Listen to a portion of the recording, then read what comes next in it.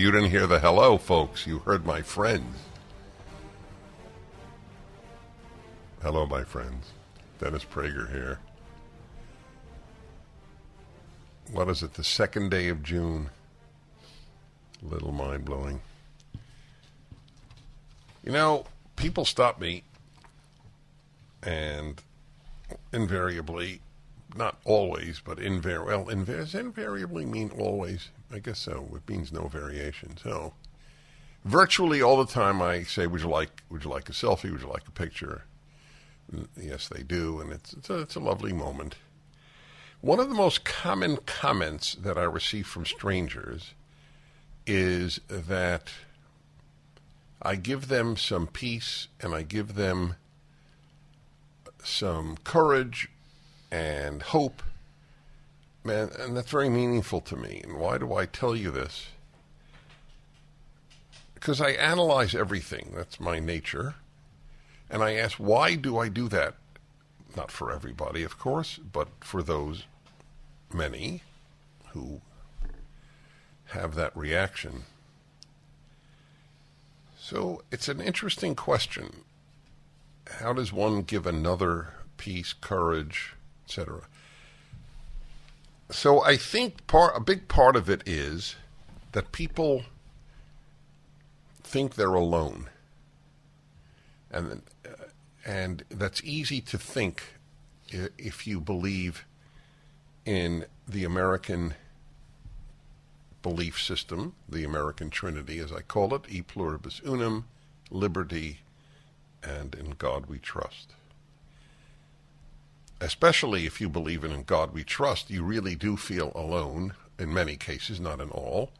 If you're a member of a religious community, I presume you don't feel alone, but nevertheless, at your place of work, where many people have to hide who they are, what they believe, in order to stay employed in some cases, and certainly in order to have a relatively pleasant experience at work.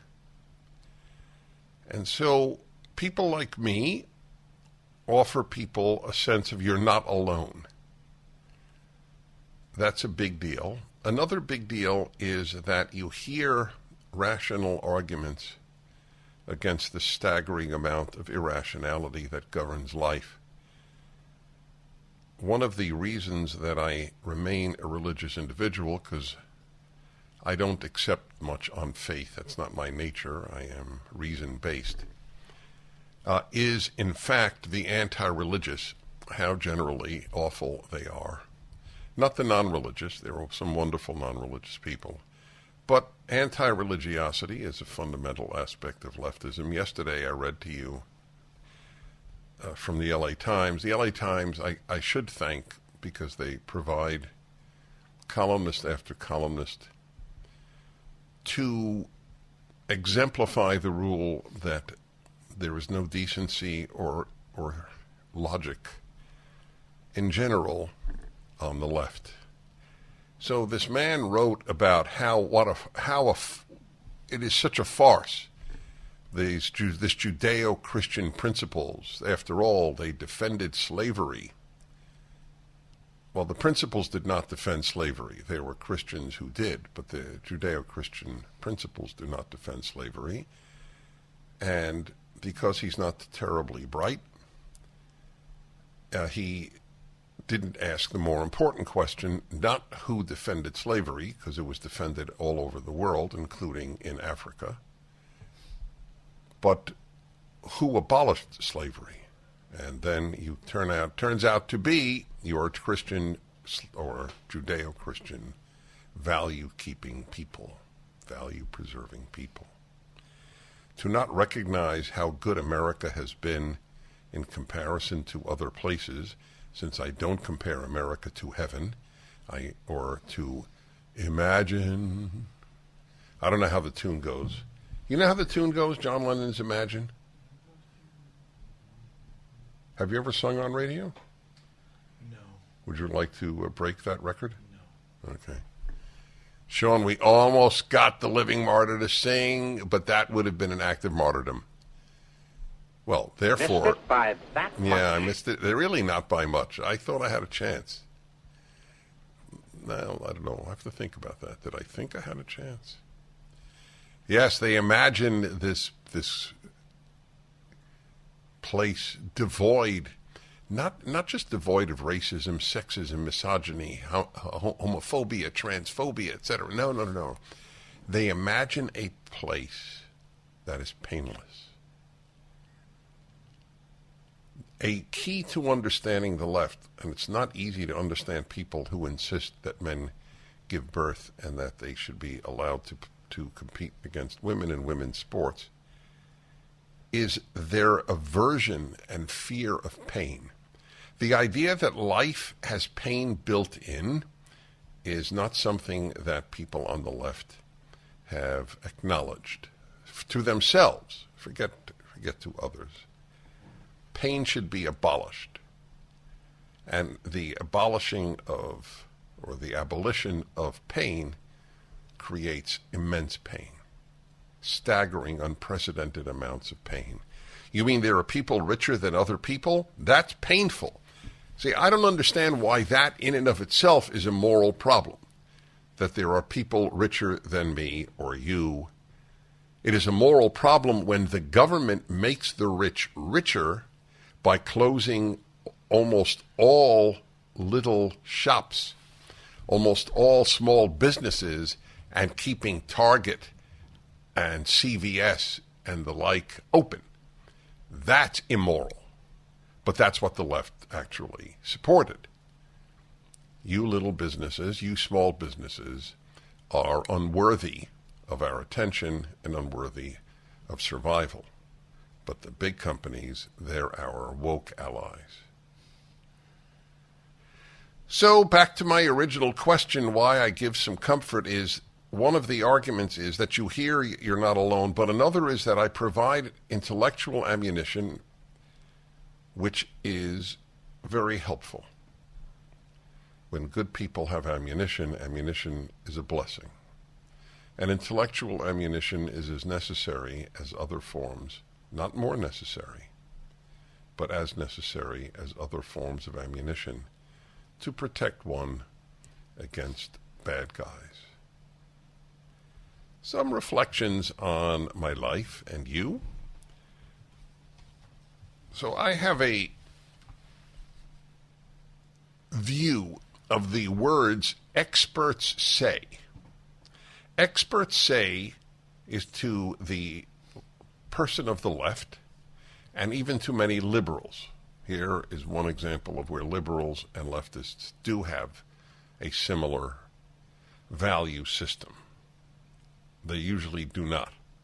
But in this case, they do. Liberals and leftists, when they hear the term experts say, or guess what I'm going to come up with? What is the other two words? What are the other two words along with experts say? Hey, that's my man. That is my man. You know, we need a reward room. We have a punishment room. We need a reward room. Do you like massages? Yeah, you know, he's not sure, which I should have predicted. Martyrs don't like massages. It's such a martyr-like act. Anyway, he hit it. Studies show. Did you were going to suggest? You were going to say studies suggest? But I'm sorry. You would have gotten half a cigar. But you like massages, yeah, and that's the killer. You wouldn't have gotten one because it's studies show. Suggest is not strong enough. Studies show and experts say. The experts tell us that is to the secular left or even the religious left what thus saith the Lord is to religious people. Studies show, and experts tell us. So I read to you a few weeks ago 51 heads of intelligence agencies in the United States signed an open letter that the Hunter Biden laptop was in fact Russian disinformation. In other words, virtually every single intelligence head in America lied on behalf of the Democratic Party and in order for Joe Biden to win. It was in October of the election year. I have another one for you. Right now, the real estate market is unbelievable. I've been through this with my own family. Home buyers have to go way above asking with cash offers to even be considered. So if you are relocating or need to buy a home before interest rates go up, contact Andrew and Todd at andrewandtodd.com. Their fast track approval can help you write offers with no loan contingency so you can compete with cash buyers. Andrew and Todd aren't brokers, they're bankers who handle your loan personally from start to finish, so they're always in your corner. Go to andrewandtodd.com. Don't use one of those woke banks like Citibank or Chase. Andrew and Todd at Sierra Pacific Mortgage share your values. I work with them and suggest that you do too. Get started now. Go to andrewandtodd.com. Just answer a couple of questions and get real home buying solutions, usually on their first call. Go to andrewandtodd.com, andrewandtodd.com. I'm Dennis Prager. So I was telling you that experts say, and studies show, those are magic words, they're religious terminology for people on the left, including liberals. When they hear that, they stop thinking. I mean that literally. I never consciously exaggerate. Never. Okay? That was an oath I took to myself when I began broadcasting. Don't exaggerate, because while it's effective the first 50 times maybe, people start realizing, oh, he's exaggerating, consciously or not, and that's not good. Those terms mean you do not have to think. Experts say wear masks, so you do not think. Studies show that human sexual identity is fluid. So you do not have to think, oh, really? You're not born a man or a woman. That's fascinating. I'm supposed to believe that because studies show. There's a whole host of it now that I think, right? Follow the science is another one. Follow the science is like, observe the Bible. Follow the science. As if science is fixed. By the way, I'm a big believer in following the science. However, science doesn't tell us what policies to pursue in every case. It just tells us, science tells you how viruses work, but it doesn't tell you whether or not you should lock down a society or not. And if society did say close schools, then science was, in this case, not only worthless, but utterly and totally harmful to millions of kids, the victims of the left-wing elite that run our country. Not to mention teachers' unions, whose raison d'etre is to hurt children. So it would seem. That's an exaggeration only in the sense that they don't think that's what they're doing. That is what they do. Okay? So I want to be very precise. Their reason for being is power and to further left-wing causes. But they have no concern for children. None whatsoever. If we followed teachers' unions, we would hurt children. And we did follow teachers' unions, and we did hurt children. So I have a new example of experts tell us. A new one. The Wall Street Journal pointed this out in an editorial. In September of 2021, so that would be, 9 months ago, Nobel laureates in economics, wow, in economics, they won the Nobel Prize. They said not to worry about inflation by passing. The Build Back Better was the big one, right? That was the $3 billion. in addition to the 1.9 billion. If I'm not mistaken. In any case, both of them, of course, were staggeringly inflation creating. Now, you understand, this is really important for you to hear. People who won Nobel Prizes in economics, what was the number of them? No. It was 17. 17 recipients of the Nobel Memorial Prize in Economic Sciences said that as the government prints unprecedented amounts of money that it does not have, I might add, it will not increase inflation. It will not be an inflationary problem. These people won Nobel Prizes. Here is some of what they said. Because this agenda invests in long-term economic capacity and will enhance the ability of more Americans to participate productively in the economy, it will ease longer-term inflationary pressures. Get that? Giving Americans trillions of dollars will ease inflationary pressures. That's what they signed. Who are they? David Akerlof, professor of economics. These are all professors of economics. Georgetown University. Sir Angus Deaton, Princeton University. Peter Diamond, Massachusetts Institute of Technology. Robert Engel, New York University. Oliver Hart, Harvard University. Daniel Kahneman. Wow. That's depressing. That is depressing. I want to know why he did that. He had a reputation as very intelligent. Leftism overpowers intelligence. Princeton University. Eric Maskin, Harvard University. Daniel McFadden, Berkeley.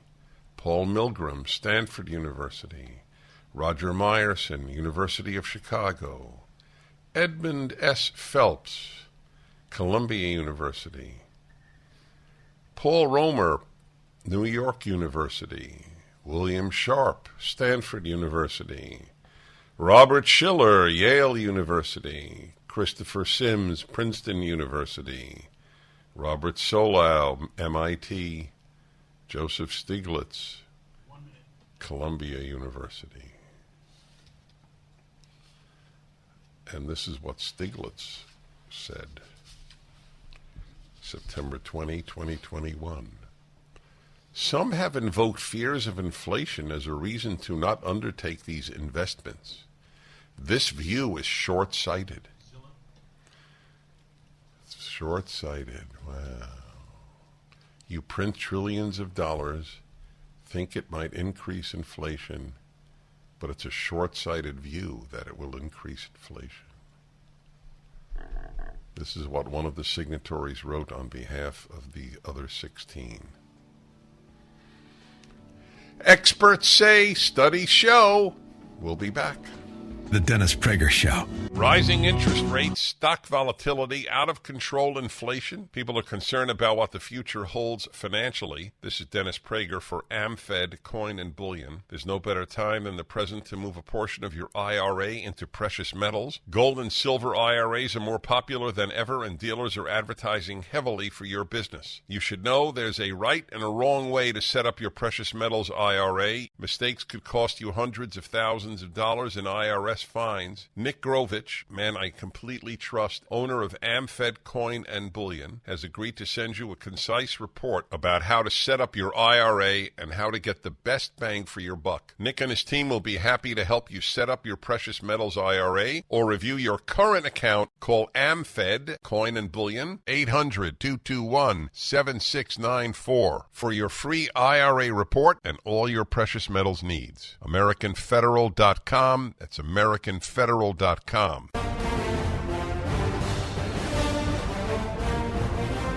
Hello, my friends. I'm Dennis Prager, and it is my delight to welcome to the show Naomi Wolf. She has been present in my mind much of my life. It's hard not to be if you think about issues in life. One of the leading feminist thinkers in the country.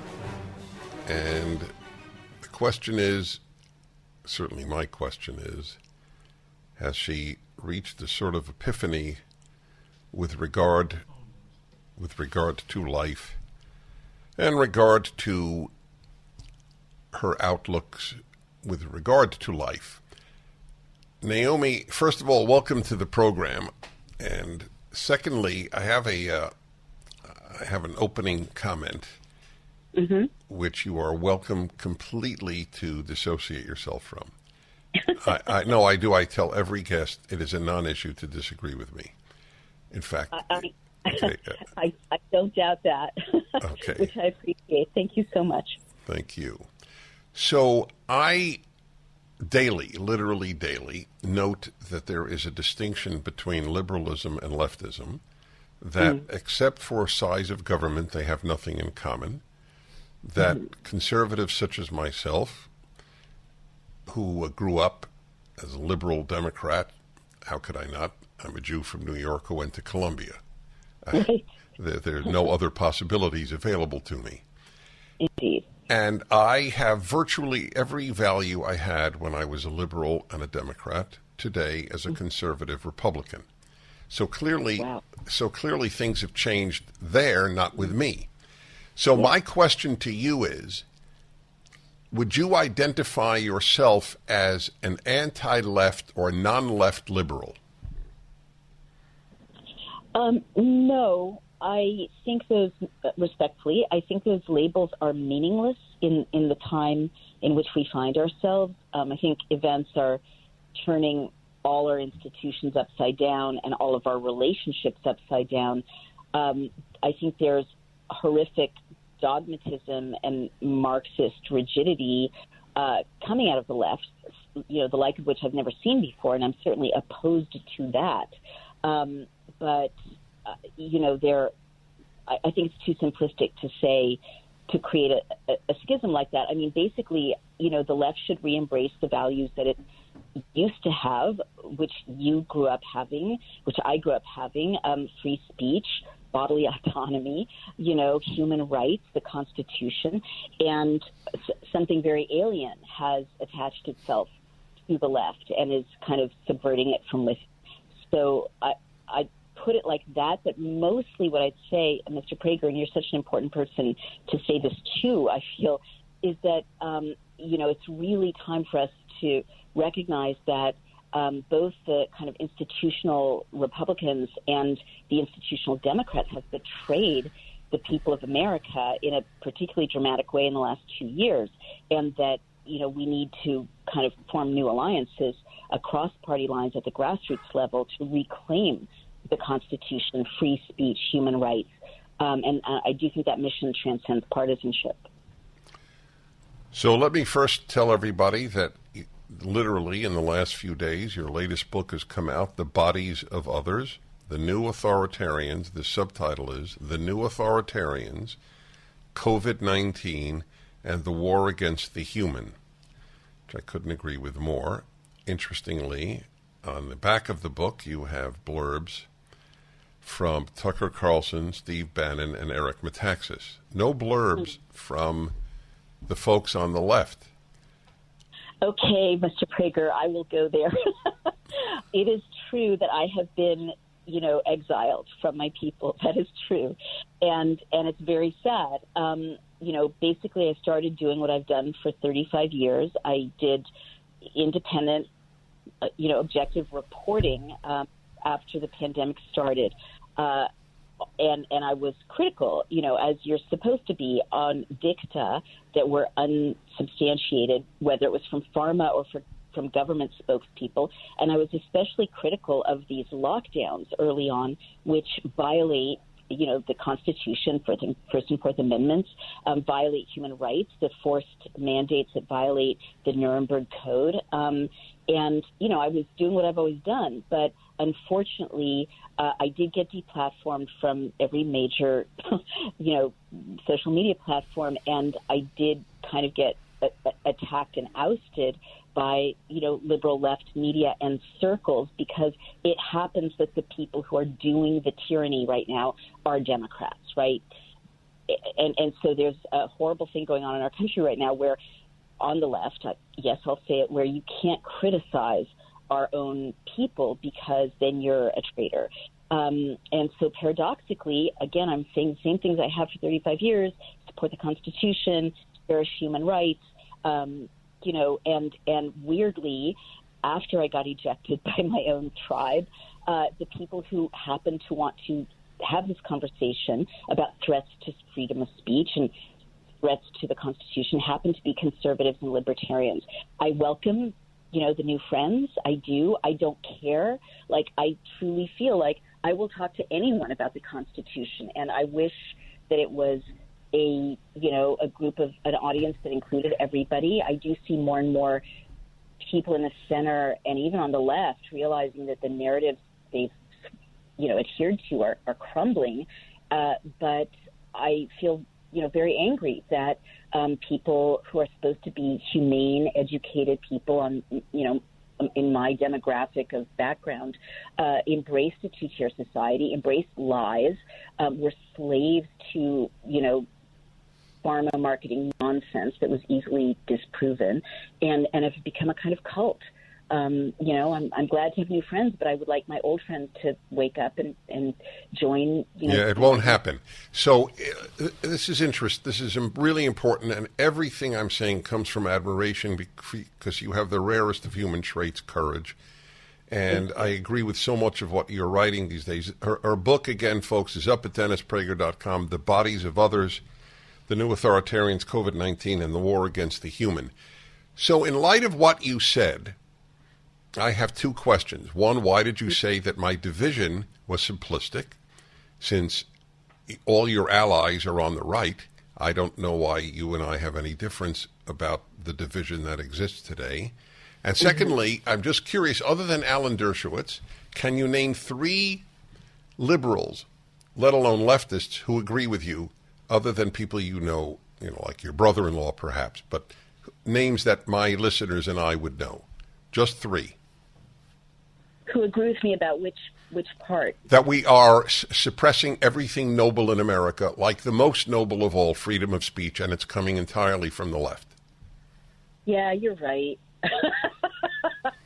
I mean, you're right. That is, this is what's happening, Mr. Prager, and it's heartbreaking, and we should know, can I just say, as Jews, we should know better, like we've been here before, right? What's happening is people are saying to me, I really agree with you, and I admire your courage, but I'm not going to say anything publicly because, and then they give me nonsense reasons, right? Like completely ahistorical reasons, not understanding the danger they're in by enforcing silence and conformity with tyrannical edicts. And so they'll say things like, I don't want to, like they'll whisper, I don't want, I won't be invited to my bridge club if I don't take the booster or raise questions about it, or I won't, or if I speak up against the masking of children, including my own child. Like these are people letting people mask their children. If I say anything, I won't be asked to join the PTA, or I won't, I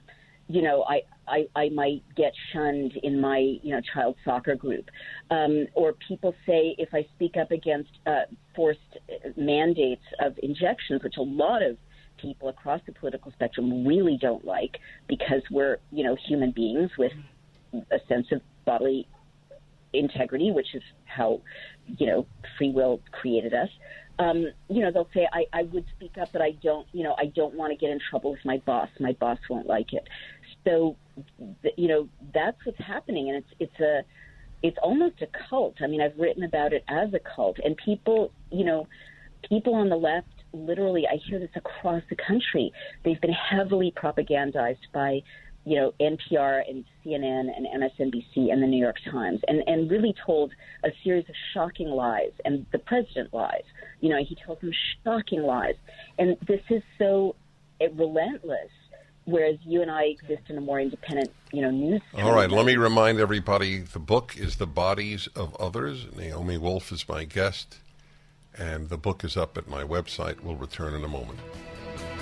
Towels just don't seem to dry you anymore. They feel soft and lotiony in the store, but you get them home and they don't absorb. Well, Mike Lindell at MyPillow found that out around 2006, and towels changed forever. He found the best towel company right here in the USA. They have proprietary technology to create towels that feel soft but actually work, and that happens to be true. I use them. They are all made with USA cotton, and they come with the MyPillow 60-day money-back guarantee. 6-piece set, 2 bath, 2 hand towels, 2 washcloths. Regularly $109.99, now $39.99. Just go to MyPillow.com and click on the new radio listener specials and get deep discounts on all MyPillow products, including the towels, by entering the promo code Prager, or call 800-761-6302 for these great radio specials. MyPillow.com, promo code Prager. My guest, Naomi Wolf, one of the most prominent feminists, one of the most prominent thinkers of our time, a lifelong liberal and Democrat, and still considers herself a liberal. I'll ask her about Democrat in a moment. She doesn't have to answer. Her book is The Bodies of Others, and it has approbation at the back by, for example, Tucker Carlson. Naomi Wolf is one of the bravest, clearest thinking people I know. The reason you hear the forces of repression and so desperately trying to dismiss her is because she is right. Let me give you a quote from her book. The helter-skelter desertion of classical liberalisms, modern civilization's most cherished post-war ideals, the sudden abandonment of post-Enlightenment forms of critical thinking, the dilution of parents' sense of protectiveness over the bodies and futures of their minor children, the acceptance of a world in which people can't gather to worship. Some of the things that she describes as having happened. Again, the book is The Bodies of Others, and it is up at DennisPrager.com. So you don't have to answer, but I couldn't resist, and I'm not sure I could show up at home. My wife wouldn't let me in if I didn't ask you.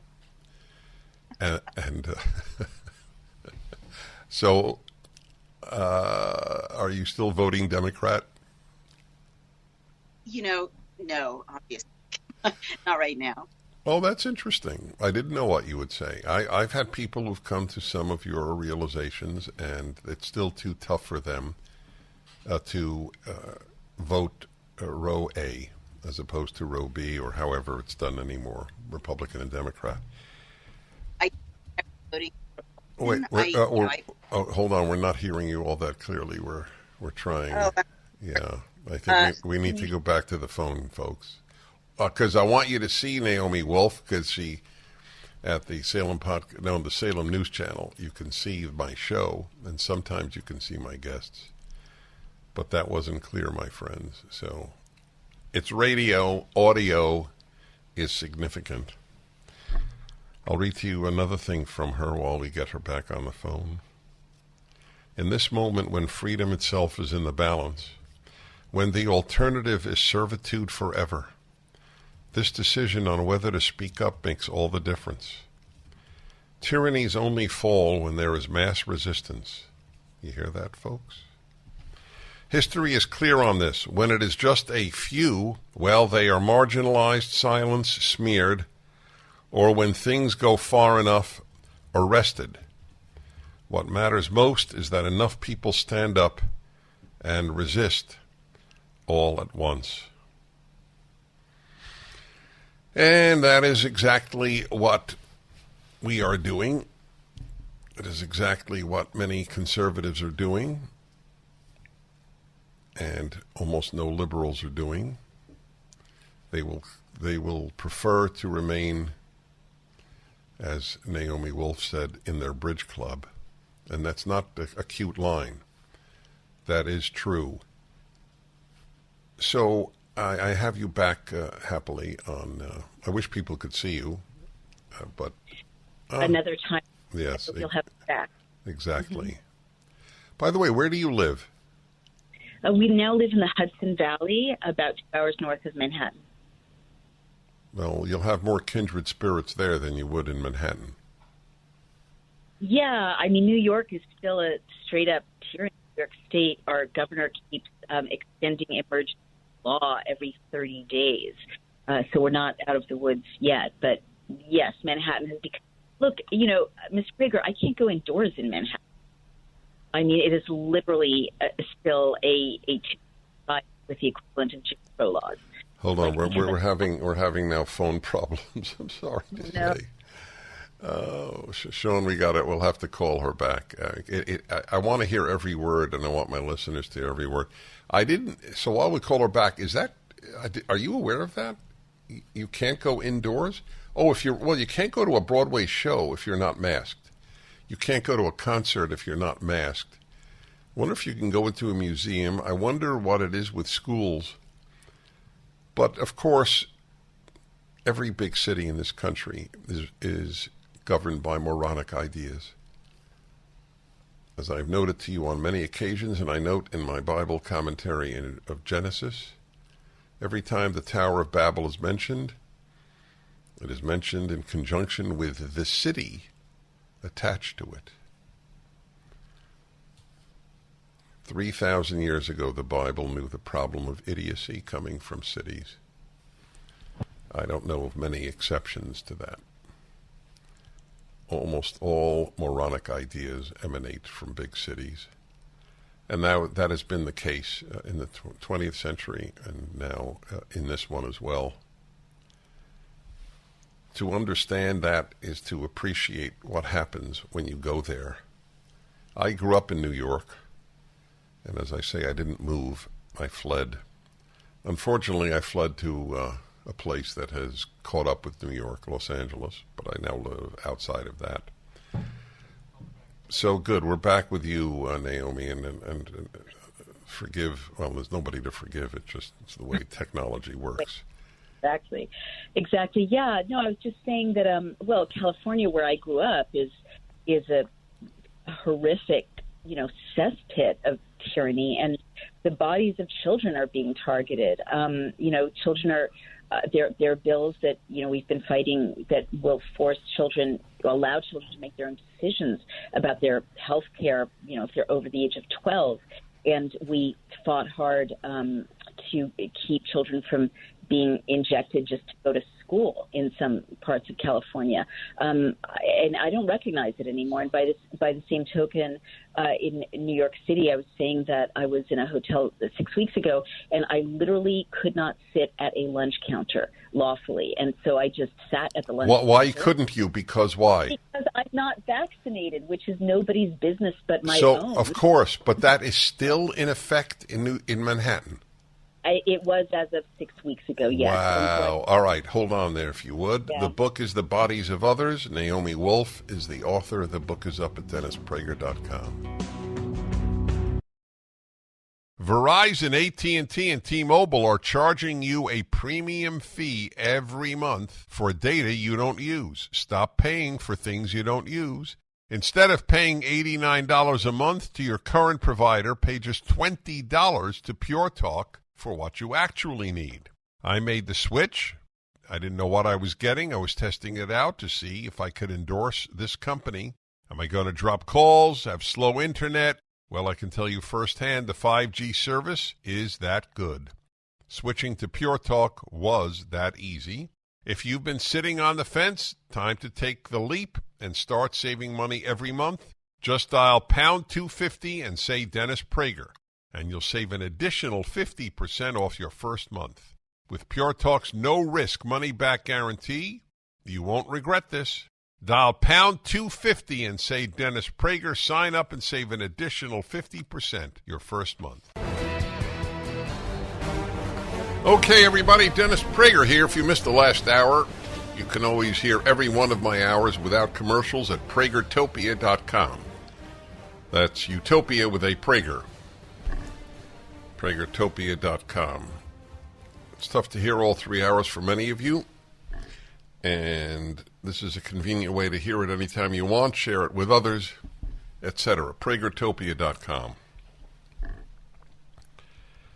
And Naomi Wolf was my guest last hour. Naomi Wolf's a lifelong liberal, feminist, major thinker in the liberal world, and has now come out against the predations of the left, the suppression of liberty, whether it's speech or health matters. She correctly called this vaccine not a vaccine, which is correct, and that it is experimental, which is correct. 2 reasons I didn't take the vaccine. I never urged others not to. All I said was we need the freedom to choose whether we take it or not. Why you would give it to any young person is, in my opinion, however, that is not just a matter of choice. That is a matter of a morally and medically indefensible position to give a vaccine to this so-called vaccine to a young person. As the Washington Post reported a few weeks ago, and I read to you, and I reaffirm the Washington Post, more Americans under the age of 65 have died of suicide last year than of COVID. Many of these suicides were induced by the lockdown, which I said in the beginning was the greatest mistake in history. I said I wasn't comparing it to evils. It was the greatest mistake. Did a lot of evil, but I still call it a mistake. And I also said all of this in 2020, in the first half of 2020. It's all up on the internet. That it was a dress rehearsal for a police state. I still believe that.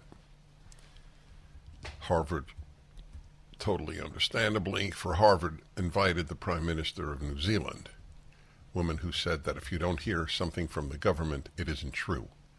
I've played that about 20 times on my radio show. She was the heroine for Harvard. The left views government the way religious people view God. Infallible, all-powerful, should be all-powerful. And that's one of the biggest parts of the conflict between the Judeo-Christian world and the left. Who should have the power? The individual or the state? All right, San Diego, Romana, hello. Hi, good morning, Dennis. Hi. Sir, I called because I was listening earlier to your interview with Miss Naomi Wolf, and I'm just admiring her for her courage, as you stated, was the most amazing thing, especially in the times within which we live. And I had to call and let you know about the horrible things that we've experienced here in San Diego with my youngest daughter. Back in mid-March, we were told that she did not have a couple of vaccines.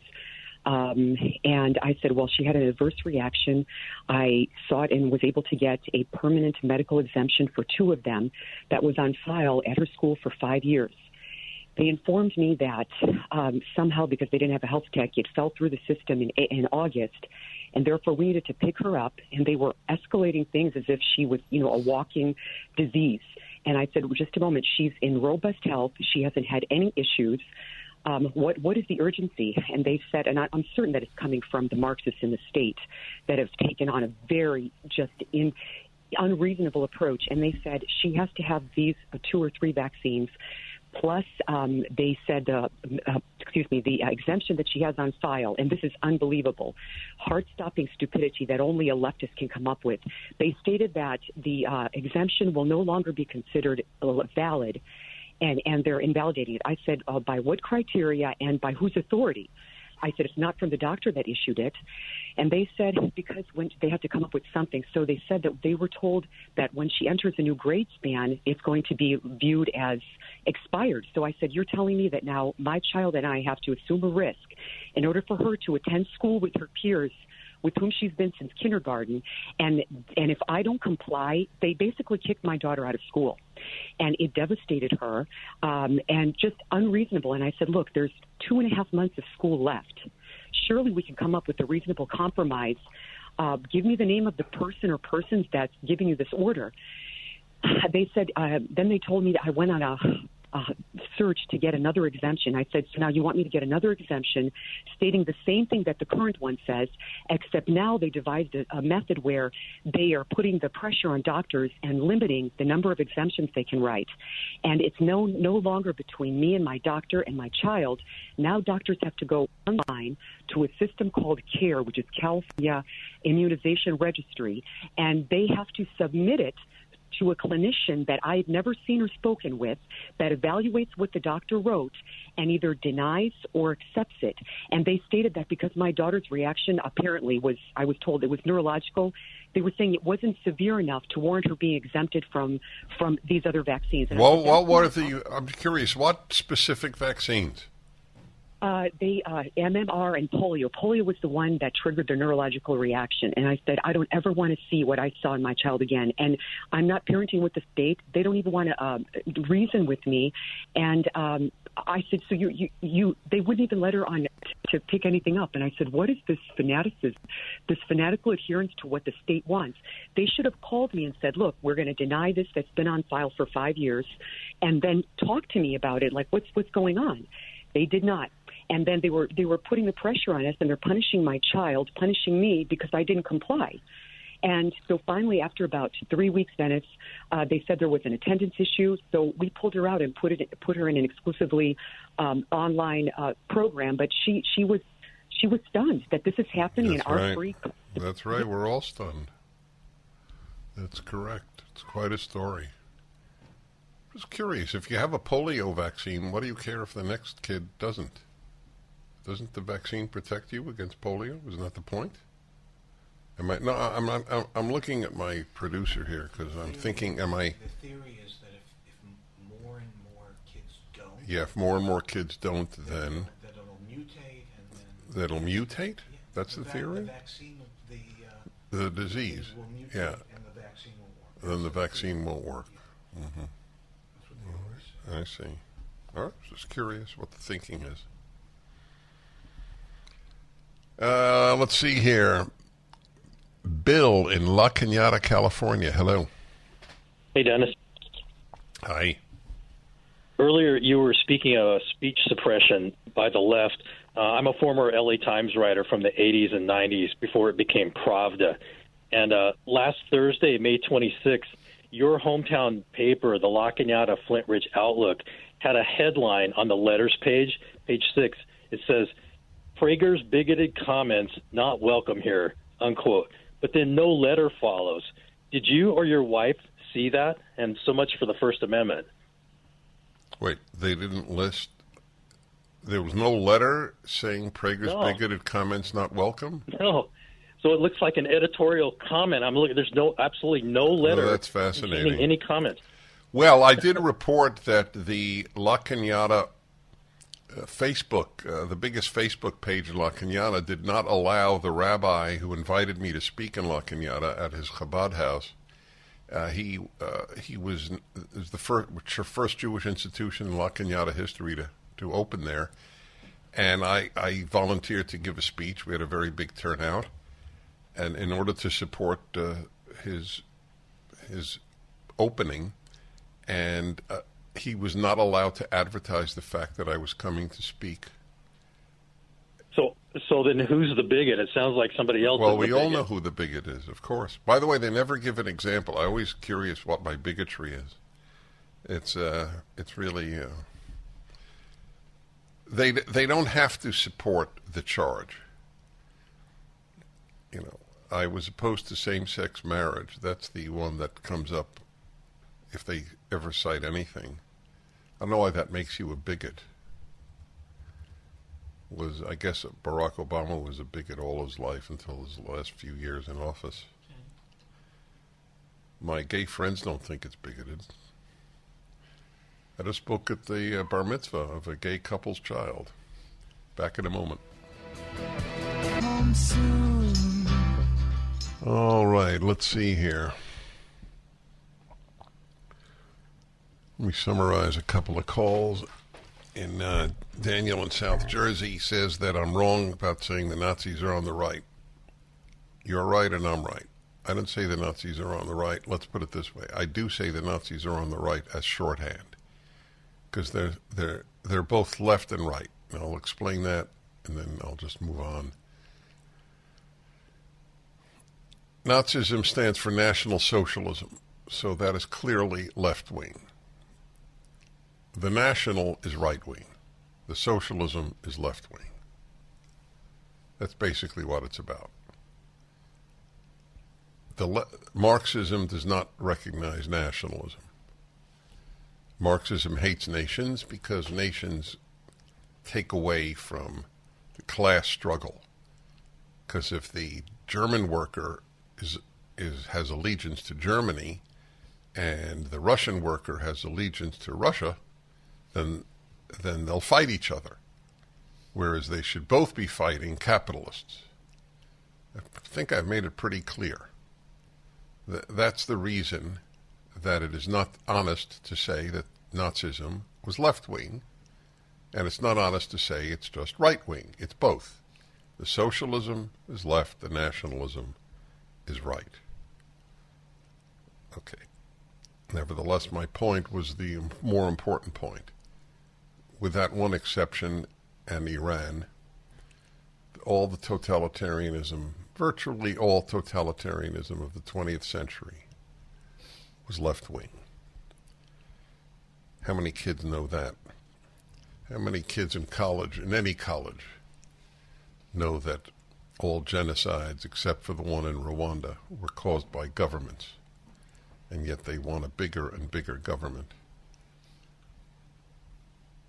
David Horowitz, the great, courageous man who understood the left as well as anyone living, grew up a communist diaper baby with his communist parents. Yes, they were party members. And he said all the time, the left is communist. He didn't say it about liberals, said about the left. The left is communist. And he was right.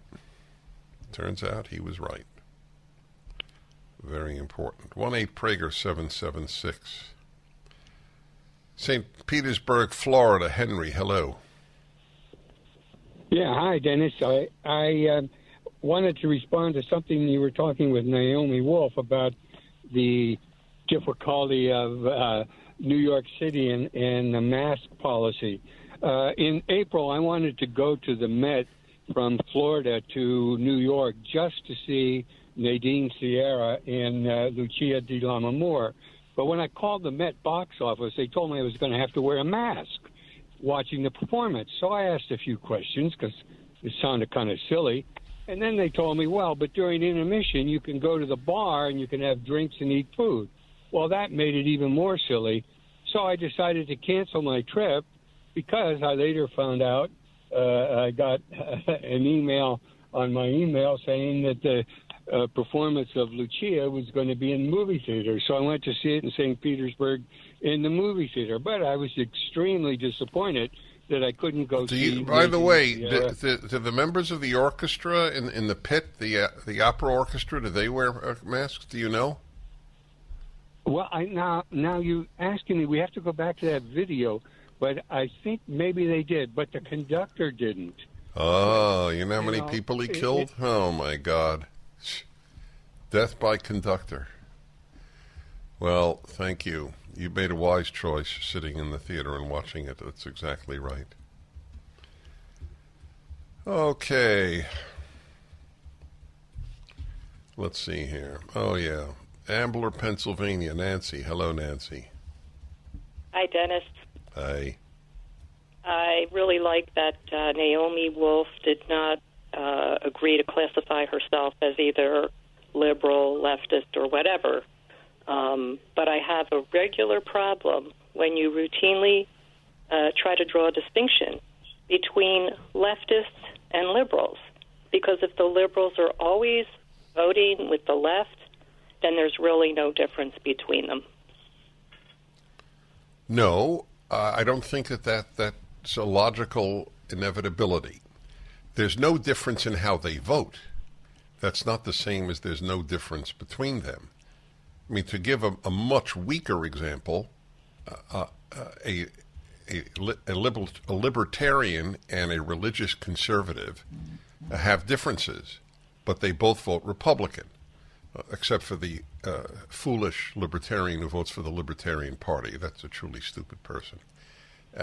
Well-intentioned, but so what? Well, intentions mean nothing. So what they do is they just give the Democrats a vote by voting for the Libertarian Party, by removing a Republican vote. But sure, there are differences among people who vote the same. And we have no chance to win over liberals if we say you're identical to a leftist. It's over then. Well, then why not just call them Democrats, because they're voting Democratic? I do call them Democrats, but nevertheless, there are two types of Democrats, liberals and leftists.